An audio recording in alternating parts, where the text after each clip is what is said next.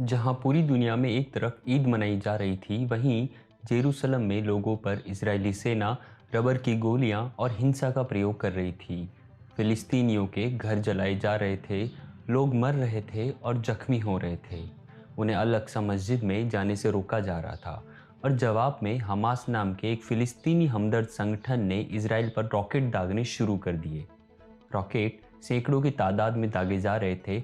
इसके जवाब में आत्मरक्षा का हवाला देते हुए इसराइल ने गाजा पट्टी पर एयर स्ट्राइक कर दी और देखते ही देखते ऊंची ऊंची इमारतें पल भर में मिट्टी में मिल गई और इन सब में दोनों ओर के मिला के लगभग 250 से ज़्यादा मौतें और 2000 से ज़्यादा लोग घायल हुए। उन 250 मृतकों में फिलिस्तीन के 65 मासूम बच्चे भी थे जो उस वक्त छतों पर खेल रहे थे।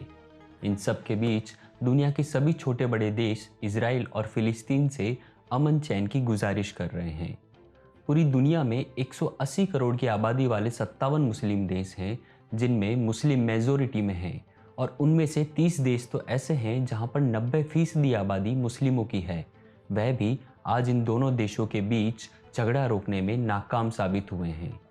इस पूरे मामलात में हम सब एक नाम सुन रहे हैं, हमास।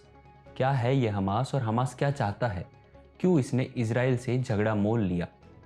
पश्चिमी एशिया के कोने पर एक छोटा सा मुल्क बसा है जिसे आप और हम फिलिस्तीन या पैलेस्टाइन नाम से जानते हैं।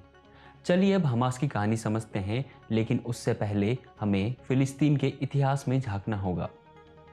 जब दोनों समुदाय मुस्लिम और यहूदी एक ही ज़मीन को अपना मानने लगे तो झगड़ा होना लाजमी था। साल था 1947 का। ब्रिटेन के कब्जे से मुक्त हुआ यह भूभाग अब दोनों समुदायों के झगड़े का कारण बन चुका था।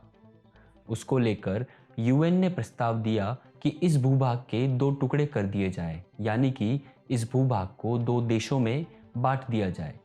नतीजन अरबी मुस्लिमों को 43% और यहूदियों को 57% जमीन दी गई और यह फैसला हुआ कि जेरूसलम पर इंटरनेशनल अथॉरिटी यूएन का ही कब्जा रहेगा। लेकिन समय के साथ इजराइल और मजबूत होता गया और फिलिस्तीन के हिस्सों पर कब्जा करता गया।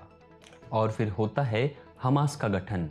हमास का पूरा नाम हरकत उल मुकावमा अल इस्लामिया है। इसका गठन 1987 में शेख अमीन यासीन, जो एक फिलिस्तीनी मौलाना थे, उन्होंने किया था, जिसने इजराइल की नाक में दम कर रखा है। हमास का मकसद इजराइल का खात्मा और फिलिस्तीनी पुरानी भूभाग को हासिल कर संगठन को बढ़ाना और इस्लामी सोसाइटी की नींव रखना है। धीरे धीरे हमास ने हिजबुल्लाह से प्रेरित होकर इजराइल में कई आत्मघाती हमले शुरू कर दिए और साल 1987 10 अगस्त को अमेरिका ने हमास को एक आतंकवादी संगठन के तौर पर पूरी दुनिया से अवगत कराया। गाजा पट्टी के इलाके में गरीबी बेहद ज़्यादा है, तो हमास को ईरान द्वारा हथियार और रॉकेट्स खरीदने के लिए फंडिंग की जाती रही है। लेकिन यह भी सर्वविदित है कि हमास द्वारा की गई हिंसा कहीं ना कहीं फिलिस्तीन का पक्ष कमज़ोर करती है। लेकिन इसके विपरीत हमास एक अकेला रह गया है जो फिलिस्तीन के हक में लड़ाई लड़ता है। लेकिन एक सच्चाई यह भी है कि इजराइल को रोकने में इंटरनेशनल कोर्ट भी नाकाम रहा। बरसों का सबक यह रहा है कि हिंसा के बदले हिंसा ही होती है। यह मसला यूं ही हल नहीं होगा। अगर फिलिस्तीन इस समस्या का वाकई में हल चाहता है तो उसे हमास को बातचीत की टेबल पर लाना होगा और इजराइल को भी अपना रुख नरम करना होगा और अवैध कब्जे को हटाना होगा और अंतर्राष्ट्रीय कानूनों का पालन करना होगा और बदले में भी फिलिस्तीन को हिंसा बंद कर अमन चैन की नीति अपनानी होगी। हालांकि अब इजराइल और फिलिस्तीन के बीच युद्ध विराम की घोषणा हो चुकी है और हमास और इजराइल दोनों इसे अपनी अपनी जीत बता रहे हैं।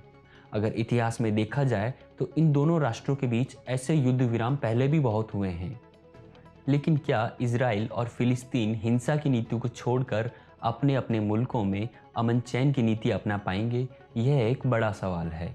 दोस्तों, आज के लिए बस इतना ही। चैनल को सब्सक्राइब कीजिए, वीडियो को लाइक कीजिए, कमेंट सेक्शन में लिखकर बताइए कि आप इस बारे में क्या सोचते हैं।